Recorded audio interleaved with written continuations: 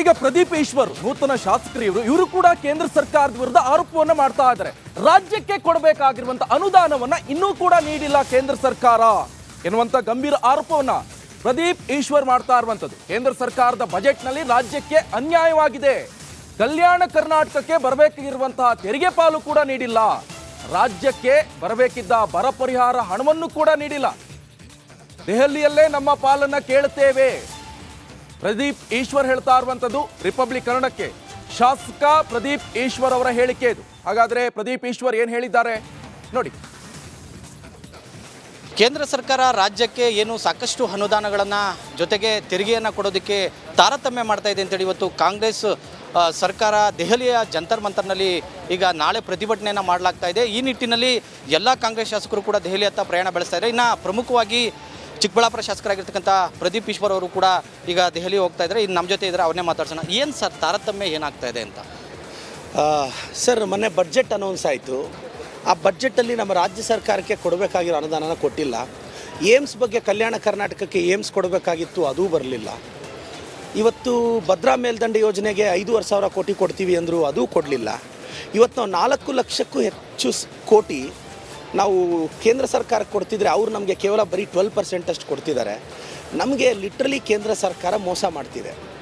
ಇಲ್ಲಿ ಅವರ ಪಕ್ಷ ಇಲ್ಲ ಅನ್ನೋ ಕಾರಣಕ್ಕೋ, ಇಲ್ಲ ಇಲ್ಲಿ ಕಾಂಗ್ರೆಸ್ ಪಕ್ಷಕ್ಕೆ ಒಳ್ಳೆಯ ಹೆಸರು ಬಂದ್ಬಿಡುತ್ತೆ ಅನ್ನೋ ಕಾರಣಕ್ಕೋ ಬರ ಪರಿಹಾರಕ್ಕೆ 18,000 ಕೋಟಿ ಕೊಡಬೇಕಾಗಿತ್ತು. ನಯಾ ಪೈಸಾ ಕೊಟ್ಟಿಲ್ಲ.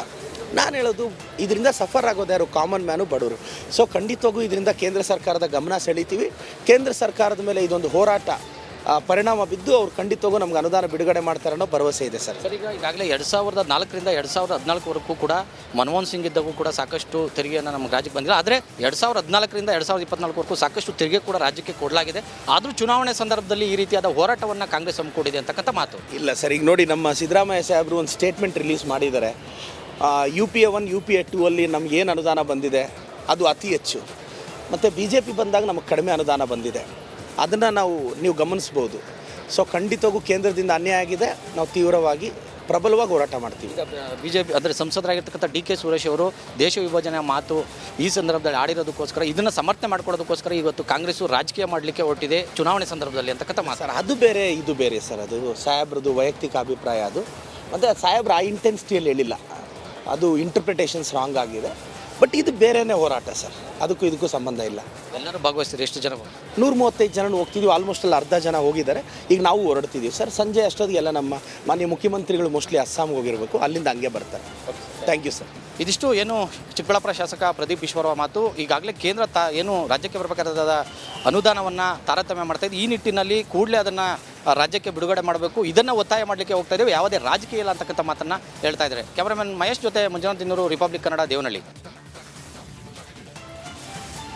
ಕೇಂದ್ರ ಸರ್ಕಾರ ನಮ್ಮ ರಾಜ್ಯಕ್ಕೆ ನಮ್ಮ ತೆರಿಗೆ ಪಾಲನ್ನ ಕೊಡ್ತಾ ಇಲ್ಲ ಅನ್ನುವಂತಹ ವಿಚಾರವನ್ನ ಇಟ್ಕೊಂಡು ರಾಜ್ಯ ಕಾಂಗ್ರೆಸ್ ಸರ್ಕಾರ ಕೇಂದ್ರ ಸರ್ಕಾರದ ವಿರುದ್ಧ ದೆಹಲಿಯ ಜಂತರ್ ಮಂತರ್ನಲ್ಲಿ ಪ್ರತಿಭಟನೆಗೆ ಮುಂದಾಗಿದೆ.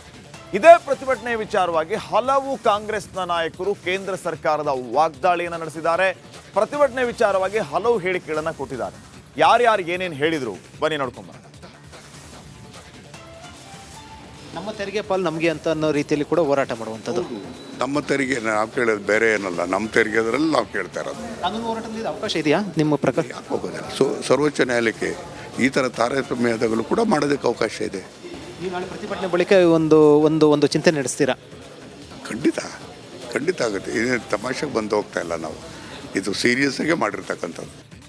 ನಾಳೆ ಪ್ರತಿಭಟನೆ ಹೇಳಿದ್ರಲ್ಲ, ಬರ ಬಂದು ಇಷ್ಟು ದಿವಸ ಆಯಿತು, ಬರ ಪರಿಹಾರಕ್ಕೆ ಕೇಳೋದಕ್ಕೆ ಮುಖ್ಯಮಂತ್ರಿ ಬಂದರು, ಮಂತ್ರಿಗಳು ಬಂದರು, ಅಧಿಕಾರಿಗಳು ಬಂದರು, ಇವರು ಅಧಿಕಾರಿಗಳು ಬಂದು ಎನ್ಕ್ವೈರಿ ಮಾಡ್ಕೊಂಡು ಹೋದರು. ಇಷ್ಟೆಲ್ಲ ಆಯ್ತಲ್ಲ, ನಾವು ಬರ ಪರಿಹಾರ ಕೇಳೋದು ರಾಜಕೀಯನ ಏನು ಸ್ಟಂಟ? ನಾಳೆ BJP ಕೆಲವು ಶಾಸಕರು ನಾವು ಭಿಕ್ಷೆ ಬಿಡ್ತೀವಿ, ಬರ ಪರಿಹಾರ ಕೇಳ್ತಕ್ಕಂಥದ್ದು ಭಿಕ್ಷೆನ? ಕರ್ನಾಟಕದ ಜನರಿಗೆ ಅವಮಾನ ಮಾಡ್ತಾ ಇದ್ದೀರಿ, ನಾಚಿಗೆ ಬರಬೇಕು ಸರ್. BJP ಅವರು ಕೂಡ ನಾಳೆ ಪ್ರತಿಭಟನೆ ಮಾಡ್ತಾ ಇರುವಂಥದ್ದು.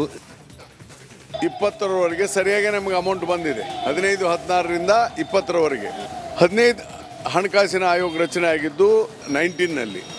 ಅವರು 20ರಲ್ಲಿ ವರದಿ ಕೊಟ್ಟಾಗ ನಮಗೆ ಡೆವಲ್ಯೂಷನ್ ಆಫ್ ಫಂಡ್, ಹಂಚಿಕೆ ಫಂಡು ಕಡಿಮೆ ಆಯಿತು. ಕಡಿಮೆ ಆದದ್ರಿಂದ ಇವತ್ತಿನ ದಿವಸ 2020 ನಮ್ಗೆ ಕಡಿಮೆ ಆಗ್ತಾ ಬಂದಿದೆ. ಬೈ ದಟ್ ಟೈಮ್ ನಮ್ಮ ಸರ್ಕಾರ ಇರಲಿಲ್ಲ. ಕೇಂದ್ರದಿಂದ ಬರೋದು ಕಡಿಮೆ ಆಗಿದೆ, ನಮ್ಮ ಪಾಲನ್ನು ನಮ್ಮ ಕೊಡಿಯಪ್ಪ ಅಂತ ಹೇಳೋದು. ನಾವೇನು ಕೊಡ್ತಾ ಇದ್ದೀವಿ ಆ ಪಾಲನ್ನು ನೀವು ಕೊಡ್ತಾ ಇಲ್ಲ ಅಂತ ಹೇಳ್ತಾ ಇದ್ದೀವಿ ಅಷ್ಟೇ. ಸುಮ್ಮನೆ ರಾಜಕೀಯವಾಗಿ ಹೇಳೋದಲ್ಲ, ರಿಯಾಲಿಟಿಗೆ ಬರಬೇಕು. ಅವ್ರಿಗೆ ಗೊತ್ತಿದೆ ವಿಚಾರ. ಅವರು ಇದ್ದಾಗ ಕೂಡ ಸಾಕಷ್ಟು ಅವರು ಟ್ರೈ ಮಾಡಿದ್ರು, ಅವ್ರಿಗೆ ಪಟ್ಟಿಲ್ಲ. ಸೊ ಅದು ರಾಜ್ಯಕ್ಕೆ ಬರಬೇಕದು. ಕರ್ನಾಟಕ ಕಾಂಗ್ರೆಸ್ ಸರ್ಕಾರ ಅಂತಲ್ಲ, ಕರ್ನಾಟಕ ನಾಡಿಗೆ ಬರಬೇಕಷ್ಟೇ. ದುಡ್ಡು ಇದೇನು ಹೊಸದಲ್ಲ 10 ವರ್ಷದಲ್ಲಿ ಭಾಳಷ್ಟು ಆಗಿದೆ. ಬರಗಾಲದಲ್ಲಿ ಆಗಿದೆ, ಮಳೆ ಜಾಸ್ತಿ ಬಂದಾಗ ಆಗಿದೆ, ಬೇರೆ ಬೇರೆ ರಾಜ್ಯಕ್ಕೆ ಹೆಚ್ಚು ಕೊಟ್ಟು ಉದಾಹರಣೆ ಇದೆ, ನಮ್ಮ ಕಡಿಮೆ ಕೊಟ್ಟು ಉದಾಹರಣೆಗಳಿದೆ. ಸೊ ಅದನ್ನು ಪ್ರತಿಭಟನೆ ಮಾಡ್ತೀವಿ. ದೇಶದ ಜನಗಳನ್ನೆಲ್ಲ ಮೂರ್ಖರು ಮಾಡಿದ ರೀತಿಯಲ್ಲಿ ಕರ್ನಾಟಕ ರಾಜ್ಯವನ್ನು ಮೂರ್ಖರು ಮಾಡೋಕ್ಕೆ ಪ್ರಯತ್ನ ಮಾಡ್ತಾರೆ. ಅದು ಆಗೋದಿಲ್ಲ. ಈ ಪ್ರತಿಭಟನೆ ಹಮ್ಮಿಕೊಂಡಿದ್ವಿ, ಪ್ರತಿಭಟನೆ ಮೂಲಕ ಸಂದೇಶವನ್ನು ಕೊಡ್ತೇವೆ. ಪ್ರತಿಭಟನೆ ಮಾಡಿದ್ರೆ ಇದಕ್ಕೆಲ್ಲ ಪರಿಹಾರ ಸಿಗುತ್ತೆ ಅನ್ನೋ ಭರವಸೆ ಇದೆಯಾ? ಅವ್ರ ಗಮನಕ್ಕೆ ತರಬೇಕಾಗುತ್ತೆ. ಪ್ರಜಾಪ್ರಭುತ್ವದಲ್ಲಿ ಪ್ರತಿಭಟನೆ ವಿರೋಧ ಪಕ್ಷದಲ್ಲಿ ಇದ್ದಾಗ ಕೇಂದ್ರ ಸರ್ಕಾರದಲ್ಲಿ ನಮ್ಮ ಜವಾಬ್ದಾರಿ ಮತ್ತು ಹಕ್ಕು. ರಾಜ್ಯದ ಲೋಕಸಭಾ ಸದಸ್ಯರು ಬಾಯಿ ತೆಗಿತಾ ಇಲ್ಲ, ಆದ್ದರಿಂದ ನಾವೇ ಬಂದು ಮಾಡಬೇಕಾಗುತ್ತೆ. ಮುಖ್ಯಮಂತ್ರಿಗಳು ನಾವು ದೆಹಲಿಗೆ ಹೋಗಿ ಹೋರಾಟ ಮಾಡಲೇಬೇಕು. ಬರಗಾಲ ಬಂದಾಗ ₹1 ಕೊಡೋಕ್ಕೂ ಕೂಡ ಒಂದು ಮಾನವೀಯತೆ ಇಲ್ಲದೆ ಇರ್ತಕ್ಕಂಥ ಸರ್ಕಾರ, ಕೇಂದ್ರ ಸರ್ಕಾರ ಯಾವ ಮುಖ ಇಟ್ಕೊಂಡು ಯಡಿಯೂರಪ್ಪನವರು, ಅಶೋಕ್ನವರು, ವಿಜಯೇಂದ್ರ ಅವರು ಮಾತಾಡ್ತಾರೆ? ಯಾವ ಮುಖ ಇಟ್ಕೊಂಡು ಮಾತಾಡ್ತಾರೆ ಅವರು? ಈ ಅನಿವಾರ್ಯತೆ ಕೇವಲ ಕರ್ನಾಟಕದ ಅಂತ ಇಲ್ಲ ಎಲ್ಲ BJP ಏತರ ಸರ್ಕಾರಗಳ ಈ ಸಮಸ್ಯೆ ಇದು. ಎಲ್ಲಿ BJP ಇರೋದಿಲ್ಲ ಅಲ್ಲಿ ಈ ಥರದ ಒಂದು ಏನು ನಮ್ಮ ಒಕ್ಕೂಟದ ವ್ಯವಸ್ಥೆಗೆ ಧಕ್ಕೆ ಬರುವಂಥ ರೀತಿಯಲ್ಲಿ ಇವತ್ತಿನ ದಿವಸ ಕೆಲಸ ಮಾಡ್ತಾ ಇರ್ತಕ್ಕಂಥದ್ದು ಕೇಂದ್ರ ಸರ್ಕಾರ. ನೋಡಿ, ಇಷ್ಟೆಲ್ಲ ಬಿಜೆಪಿ ಕಾಂಗ್ರೆಸ್ ಆರೋಪ ಪ್ರತ್ಯಾರೋಪದ ಮಧ್ಯೆ ಈಗ ಮಾಗಡಿ ಶಾಸಕ ಬಾಲಕೃಷ್ಣ ಒಂದು ಹೇಳಿಕೆಯನ್ನು ಕೊಟ್ಬಿಟ್ರು, ಗಂಡಸ್ತನದ ಹೇಳಿಕೆ. ಇದೇ ವಿಚಾರಕ್ಕೆ ಈಗ ಕೇಂದ್ರ ಸಚಿವ ಭಗವಂತ ಖೂಬಾ ಕೂಡ ರಿಪಬ್ಲಿಕ್ ಕನ್ನಡಕ್ಕೆ ಪ್ರತಿಕ್ರಿಯೆಯನ್ನು ಕೊಟ್ಟಿದ್ದಾರೆ. ಆ ಥರ ಹೇಳಿಕೆಯಲ್ಲ ಸರಿಯಲ್ಲ. ಸೊ ಬೇಕಾದ್ರೆ ನೀವು ಸಂಸದರ ಗಂಡಸ್ತನದ ಬಗ್ಗೆ ಟೆಸ್ಟ್ ಮಾಡಲಿ ಎನ್ನುವಂಥ ಹೇಳಿಕೆಯನ್ನ ಕೊಟ್ಟಿದ್ದಾರೆ ಕೇಂದ್ರ ಸಚಿವ ಭಗವಂತ ಖೂಬಾ ಅವರು. ಈ ಥರ ಹೇಳಿಕೆ ಬಿಡಿ ಅಂತ ಕೇಂದ್ರ ಸಚಿವ ಭಗವಂತ ಖೂಬಾ ಅವರು ರಿಪಬ್ಲಿಕ್ ಕನ್ನಡಕ್ಕೆ ಪ್ರತಿಕ್ರಿಯೆಯನ್ನು ಕೊಟ್ಟಿದ್ದಾರೆ ಬಾಲಕೃಷ್ಣ ಅವರ ಗಂಡಸ್ತನ ಹೇಳಿಕೆ ಕುರಿತಂತೆ.